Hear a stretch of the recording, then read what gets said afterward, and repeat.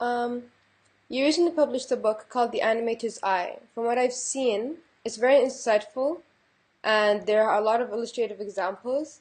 What do you look for when you write a book? Do you look for, oh, I want an educational book or just an insight, like this is me talking about my experience? Well, thank you for the compliment. Yeah, I of have the book course. here. So there's The Animator's Eye. Um, I look to educate, but because we're in the entertainment field, I also like to make sure the books are fun.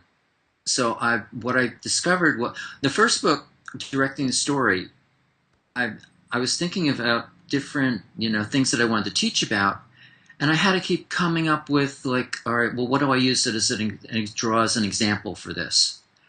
And the problem was that the examples that I would come up with would be really generic, rather than kind of real world context. Came up with the idea that, like, for the first book, well, why don't I just storyboard a whole story? And then within that, I can use examples from the real world context of the story to demonstrate, like, dramatic irony, or ending on a cliffhanger, or continuity, or things like that, or cross-cutting. And so for the new book, I thought, well, the first book worked well with that, so why don't I animate a film? And it was really insane to do that because I should have done like a half-minute film instead of 3.5 minutes, because I was working full time while I was writing, so it was really kind of overwhelming. But I did it, and it's a really fun film. It comes as a DVD on the with the book, and there's also some tutorial videos. Like, I put the camera in front of me drawing, and I talk about the drawing process and things like that. Um, so so I like to entertain as well as while I'm educating. But I like to think of my books as they are not just how-to books, but they're how-to and why-to, because I'm trying to teach people how to think about the process. So it's not just how-to technique, but it's, well, why am I doing it this way? Um, and I've come across this approach, um, because I ask lots of questions about things that most people, like, will make an assumption of. Like, an example would be uh, um, the 9 old men came up with their 12 principles of animation. So if you look that up on the internet, you'll see everybody talking about the 12 principles of animation all over the place. And I said, well, wait a minute. I'm writing this book. I want to make it, as useful as possible. Are there more principles? And I came up with a number of extra principles that they didn't write about. And I also realized that the principles they talked about and the new ones fit certain categories. And there's really three types of principles. One is basic physics, so that your animation feels like real objects in the real world, so that things bounce according to the laws of gravity, according to what the substance is made out of. The second types of principle are making characters so you believe that they're real. So things like showing the thinking process, eye blinks, lip sync. Those kind of things make you feel like there's a real character that's thinking and feeling and emoting there. And the third set of principles is more kind of related to art direction and layout and staging, that you want good clarity. Like, one of the 9 principles or 12 principles they talk about is good, clear silhouettes. So it's all about making sure that the audience can see what's happening really clearly. So that's kind of been my approach to teaching, through the books. Yeah. What was the most challenging storyboard to complete? Every single one that I've ever done. They, and each for different reasons. Some, it's the drawing of the characters is hard. Sometimes the story's just not working, so you're trying to figure out how to make it work. Other times you're trying to go for specific emotions like romance or mystery, and so you're trying to figure out the most effective ways to stage that, to use your composition. So they're all they're all a challenge, which is what makes it fun. And because sometimes you're doing comedy and sometimes you're doing horror or sometimes you're doing mystery or action, it always keeps the job fresh, and you're working with different characters and trying to get into their heads. um, I think I think the hardest ones to work on are the ones where you don't really understand the characters and can't get into their heads. Like Dinosaur was kind of like that. Disney's Dinosaur. It was, it was. You didn't understand the characters, like what they would do in certain situations, and it was also limiting as to what they would do because they were treated as, kind of real dinosaurs. So they weren't doing, acting gestures with their hands and stuff like that. So that made it more difficult. When you know what the characters are thinking and you understand their personality, they just start coming alive. Like right now I'm working on How to Train Your Dragons, the TV series. And the characters just start taking off. And it's annoying because we have these tight deadlines where we have to do like probably 50 drawings a day or something. But you go, oh, the character should do this, and it'd be really funny. And so you're adding like an extra 2 to 6 drawings to make that work. And it brings it to life more, and makes these characters come alive. But it's like it's killing your deadline. So you're staying late to finish some extra drawings or something like that. Okay. Um, which one do you prefer? Do you prefer writing, directing, storyboarding, or visual development? Um, I like the whole animation process. It is just all really fun. Um, Directing is probably one of the best because the perks are the best. Like when you fly, before the economy was tight, they would fly you first class and things like that. Um, you would get screen credit right up front of the movie, directed by. Um, and if you used your team right and really appreciated them, they would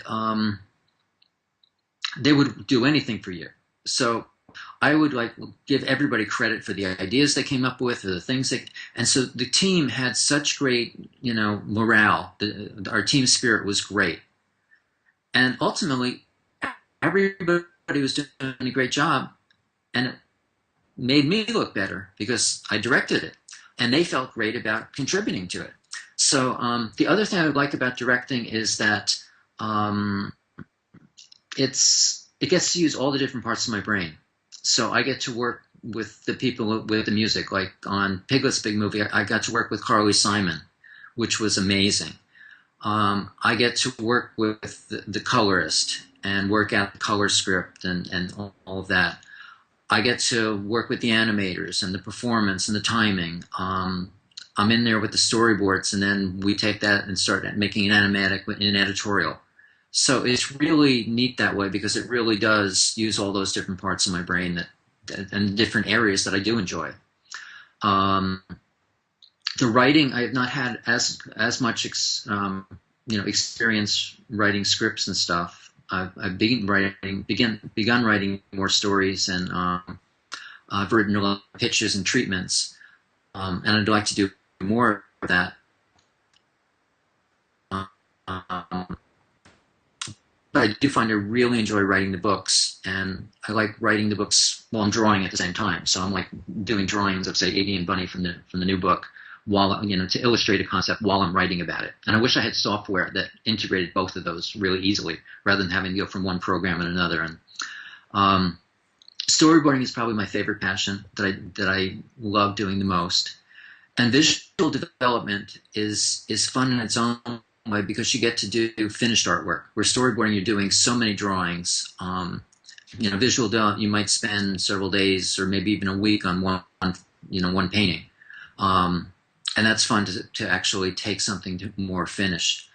After a while, though, with visual development, it can be tedious because if you're still, just randomly exploring, I haven't felt sometimes that I have as much direction that I have like when I'm storyboarding. It's more open-ended, and in the first couple months, it's like, great, okay, let's explore this, and you come up with lots of ideas. But after a while, then it's like, well, what do I do now? And so, and then it starts going into production design and the art direction.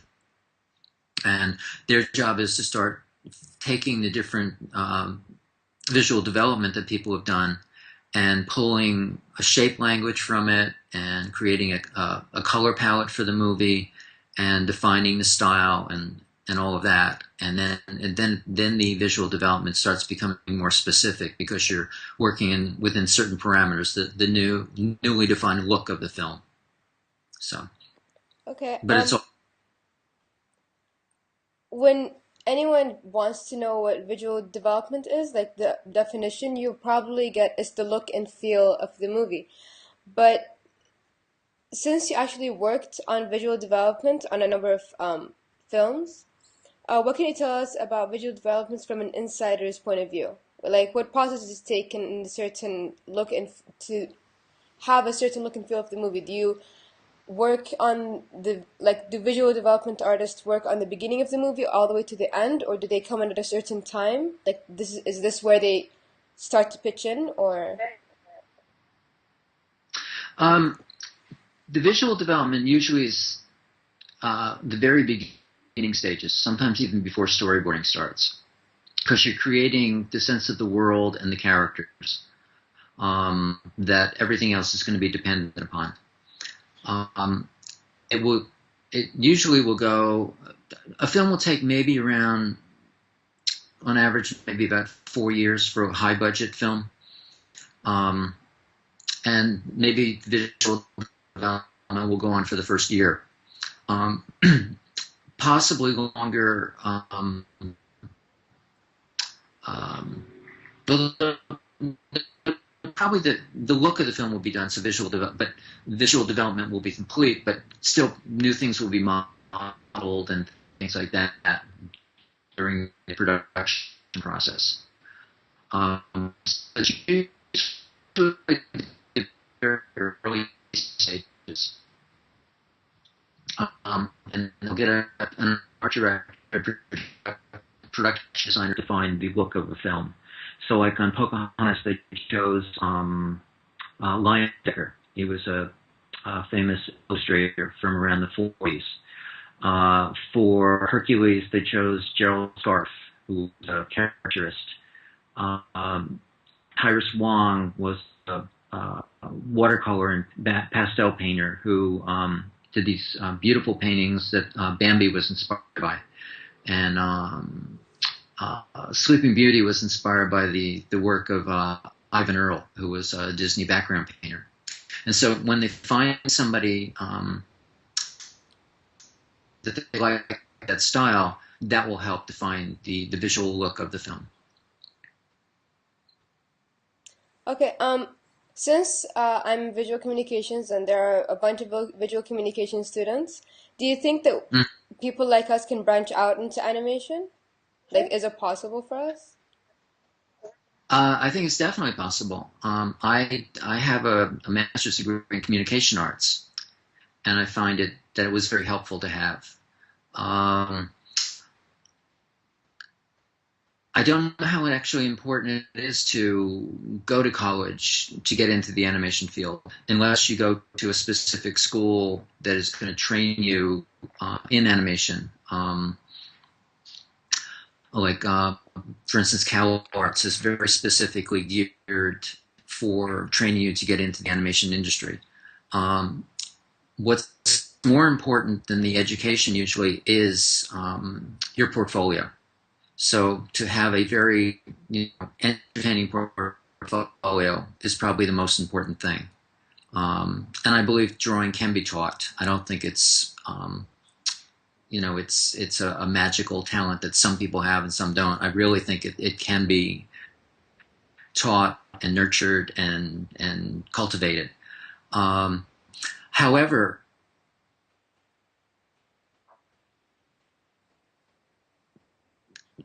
with what I just said, I think my college education certainly helped me. Like when became a director and stuff, because it gave me a wider worldview.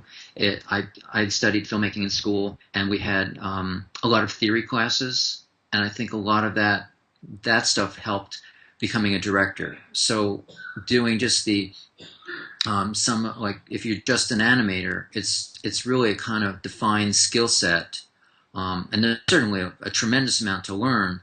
But that's stuff that can be learned with a mentor rather than going through a college program.